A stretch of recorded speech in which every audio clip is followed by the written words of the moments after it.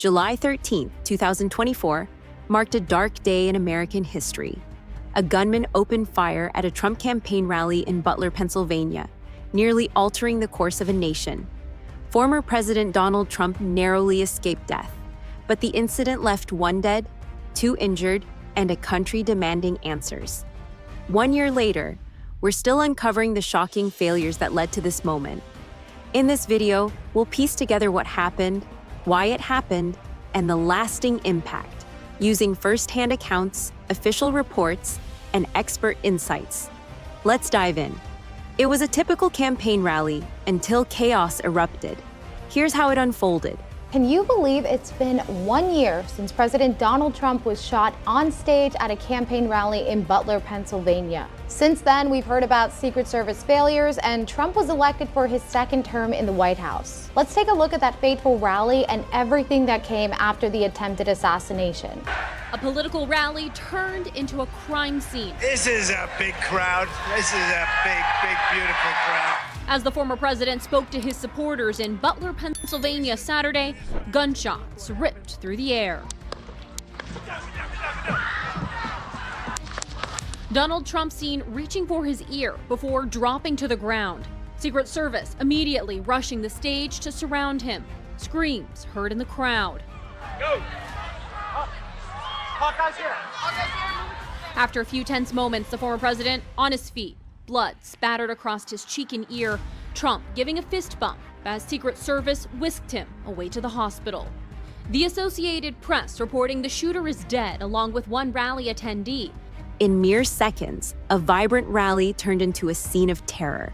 Trump's quick recovery and defiant fist bump became iconic, but the tragedy was far from over. 1 attendee, Corey Comperatore, lost his life, and 2 others were injured. Who was responsible for this catastrophic failure? The nation was left grappling with questions. Who was the shooter? And who were the victims? Here's what we learned in the days after. In the days that followed, information about the shooter, Thomas Crooks, and other victims at the rally came out. Thomas Matthew Crooks, a 20-year-old from Bethel Park, Pennsylvania, is identified by the FBI using DNA. I just know he was bullied. I don't want to say he was an outcast, but he was, you know how kids nowadays, like he didn't dress like everyone else, so everyone kind of put a target on him. He sat alone in lunch. Investigators report he had no criminal history. Crooks was a registered Republican who had recently donated a small amount to a progressive cause. Trump's campaign launches a GoFundMe account raising millions for those injured in the shooting. The murdered attendee at Trump's rally is ID'd as an ex-volunteer fire chief and girl dad, Corey Comperatore. David Hutch and James Copenhaver were also injured. Corey Comperatore's sacrifice left a profound mark. His family, along with the injured, became symbols of the human cost of this failure. But how did a 20-year-old get so close to pulling off such an attack? The answer lies in a series of staggering security lapses. The Senate's investigation revealed a cascade of failures by the Secret Service, starting with ignored warnings and a lack of coordination. Here's what the reports uncovered, along with an expert's take on the biggest mistake. This is coming out from a Senate report now saying that the Secret Service not only made big mistakes that day, but according to a report that just came out from Senator Chuck Grassley, he says that the Secret Service knew there was a threat to President Trump's life for 10 days and didn't take action or share that information. So that's what we're learning this morning. You can see those pictures, though. That's from the rally, as we all know, a year ago on your screen. And those answers just coming out now. Grassley, who's the chairman of the Senate Judiciary Committee, Molly, released a Government Accountability Office report outlining those security breakdowns from last year. He says senior level Secret Service officials received classified intelligence regarding a threat to President Trump's life 10 days before that rally, but they didn't relay that information to the feds or other enforcement who would have needed it because those were the guys working the rally that day. The report also finding that the agent who was supposed to secure the rally site was brand new. This was her first event. She was the one who was sent out there to try to get a lay of the land and figure out what rooftops and areas should have been covered that day. President Trump reflecting on the rally, that was almost his last. A lot of things have happened since then, including the presidency. So, I have an obligation to do a good job, I feel, because I was really saved. I was really saved by somebody very special. and you were to pinpoint the biggest mistake that Secret Service made that day, what would that or those mistakes be? Oh, hands down, not engaging with local law enforcement. Nobody knows a region better than local law enforcement, right? They know every nook, every cranny, they know every piece of grass, right? They're the ones that are going to be able to detect something that someone who's not from there as unusual, something to be concerning. That they were not engaged is something that needs to be addressed. Right. Yeah, certainly lots of problems exposed by the overall inadequate security planning. But at the macro level here, what it appears is that the Secret Service had a loss of quality control.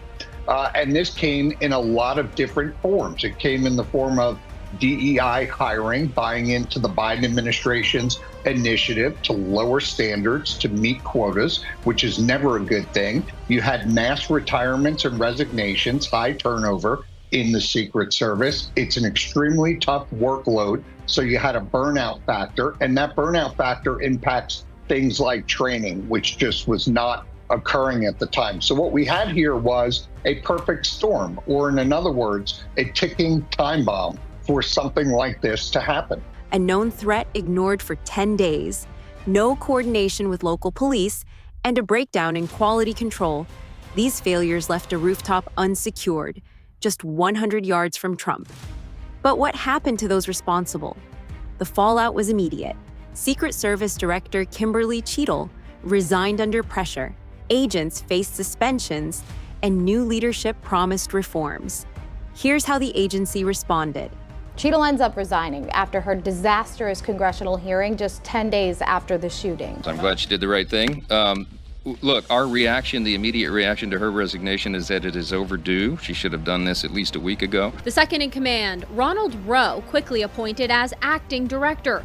Homeland Security Secretary Alejandro Mayorkas writing, "I appreciate his willingness to lead the Secret Service at this incredibly challenging moment." Yeah, there were 6 Secret Service agents that were suspended without pay, without benefits, 10 to 42 days, depending. No one was fired, though. And there was a quote from Matt Quing, the agency deputy director, who said there was an operational failure and that essentially they weren't going to be able to fire their way out of this. While suspensions and Cheadle's resignation marked steps toward accountability, many, including Corey Comperatore's family, felt it wasn't enough. New director Ronald Rowe vowed change, but could the Secret Service regain trust? The human toll of that day remains profound. Trump honored Corey Comperatore's heroism, while his family demanded answers for their loss. The new Secret Service Director, Ronald Rowe Jr., took up to the mantle during the congressional hearing, laying out the Secret Service's failures and how they would improve. I identified gaps in our security on July 13th and have implemented corrective actions. One of Rowe's first actions in charge, a trip to Butler, Pennsylvania, to see the rally site himself. What I saw made me ashamed. I cannot defend why that roof was not better secured. Rowe outlined changes he's already made, including increasing the use of drones to secure rooftops and elevated spaces, expediting additional resource requests by field agents, and expanding communications for teams on the ground. Also launching disciplinary investigations into the agents who made the decisions for the Butler rally. Senators on both sides anxious for swift accountability at all levels. People need to be held accountable and lose their jobs. Just like you have somebody to hold them accountable. Senator. Rowe pushing back on the pressure. Gunfire rang out, and a sick and deranged assassin unloaded 8 bullets from his sniper's perch into a crowd of many thousands of people. My life was saved by a fraction of an inch, but some were not so lucky. Corey Comperatore was a firefighter, a veteran, a Christian, a husband, a devoted father, and above all, a protector. When the sound of gunshots pierced the air, it was a horrible sound. Cory knew instantly what it was and what to do. He threw himself on top of his wife and daughters and shielded them from the bullets with his own body. Cory was hit really hard. You know the story from there. He sacrificed his life to save theirs. 2 others, very fine people, were also seriously hit. But thankfully, with the help of 2 great country doctors, we thought they were gone and they were saved. Quite frankly, that you have 6 people on the ground who become the fall guys for this. I wonder how high up we should have gone and who should be held accountable even above those 6. Well, and you can understand why Corey Comperatore's family is very upset. They haven't gotten any answers. This gunman apparently, should have been stopped even before he climbed out on the roof. And Corey Comperatore is dead as a result. Yeah, Helen Comperatore and her family deserve a lot of explanations about what happened. But then so does the whole country. Because if you look back at the videos that were going on at the time, people were pointing out this guy, Crooks, and they were singling him out, just people in the crowd who could see this. But somehow the communication was inadequate between the various agents that were there. Cory's sacrifice and Trump's survival became symbols of resilience, shaping his campaign and second term. Yet the pain of loss lingers. 1 year after the Butler assassination attempt, the nation reflects on a day that tested its strength. Corey Comperatore's heroism and the Secret Service's failures remain etched in our memory. As Trump leads in his second term, the push for transparency and reform continues. What are your thoughts on this pivotal moment? Share them below, and please like, subscribe, and share to support our channel. Thank you for watching.